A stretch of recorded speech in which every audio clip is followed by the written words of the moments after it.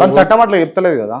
ఒకటి చెప్తానండి, నా ఆత్మగౌరవాన్ని, నా ఆలయాన్ని ఇబ్బంది పెడుతుంటే, నా ఆత్మాభిమానాన్ని, నా ఆలయాన్ని కాపాడుకోవటం కోసం నిజంగా నాకు ఆయుధం పట్టని పరిస్థితి వస్తే పడతా. ఇప్పుడు నా ఇంటి ఆడబిడ్డనో లేకపోతే రోడ్డు మీద ఒక హిందూ ఆడబిడ్డనో ఎవడో చెరుస్తున్నాడు నా కళ్ళ ముందే.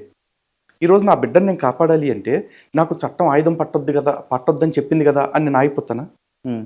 నాకు అక్కడ చట్టాన్ని గౌరవించడం ఎంత ఇంపార్టెంటో ఆ ఆడబిడ్డను కాపాడటం అంతకంటే ఇంపార్టెంట్.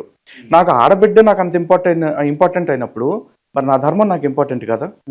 ఇప్పుడు సనాతన ధర్మంలో భగవద్గీత మాకు ప్రమాణం.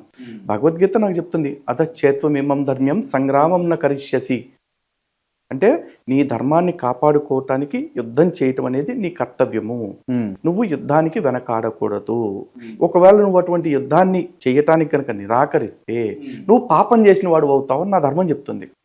నా మత గ్రంథం చెప్పింది. ధర్మాన్ని నమ్ముతారా చట్టాన్ని నమ్ముతారా? నేను 100% ధర్మాన్ని నమ్ముతున్నా. చట్టాన్ని నమ్మరా? చట్టాన్ని నమ్మరా కాదు, నా ధర్మము ఈ దేశాన్ని తల్లిగా భావించమంది, ఈ దేశం ప్రశాంతంగా ఉండటానికి ఏం చేయాలో చేయమంది. భగవద్గీత గొప్పదా రాజ్యాంగం గొప్పదా? నాకా భగవద్గీత గొప్పది. రాజ్యాంగం సమాజంలో కావాల్సింది, అందరికీ కావాల్సింది, నాకొక్కడికే కాదు కదా. రాజ్యాంగం అనేది ముస్లింలకి, క్రైస్తవులకి, సిక్కులకి, బౌద్ధులకి, జైనులకి అందరికీ పనికొచ్చేది. భగవద్గీత నా వ్యక్తిగతం, నా మతం, నా ధర్మం కాబట్టి చెప్తానండి. కాబట్టి నాకు భగవద్గీతను మించింది ఏది లేదు.